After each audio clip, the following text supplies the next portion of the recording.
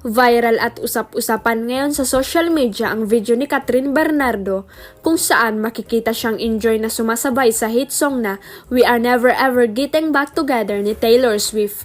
Kuha ito sa ginanap na The Eras Tour concert ng multi-awarded singer-songwriter sa Melbourne, Australia noong Biyernes, February 16, 2024.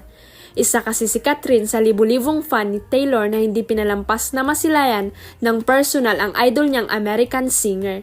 Sa Instagram stories ni Aris De Santos, ang matalik na kaibigan ni Kathryn, makikita ang aktres na bigay na sumasabay sa pagkanta ni Taylor ng We Are Never Ever Getting Back Together. Never, ever, ever getting back together. Mabilis itong pinag-usapan online. Marami sa netizens ang binigyan ito ng kaulugan.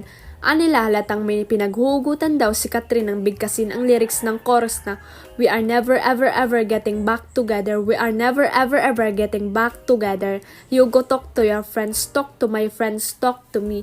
But we are never ever ever getting back together like ever. Mailang fans din kinonekta ito sa controversial na iwalay ni Kathryn at dati nitong boyfriend na si Daniel Padilla. Interpretasyon nila patama ito kay Daniel na hindi na sila muling magkakabalikan ni Kathryn. Tweet ng isang netizen, Kathryn Bernardo jamming to We Are Never Ever Getting Back Together is everything. Never ever again daw. Sabi pa ng isa, Kathryn Bernardo singing We Are Never Getting Back Together, did pili ka na lang kay Andrea Brillantes, Jillian Vicencio and yung Vietnamese girl. Wala na pakialam sa'yo sikat, choice mo mang babae, kaya kasalanan mo talaga ang lahat-lahat. Huwag kalimutang i-click ang subscribe button at i-ring ang notification bell para sa latest at legit chika updates.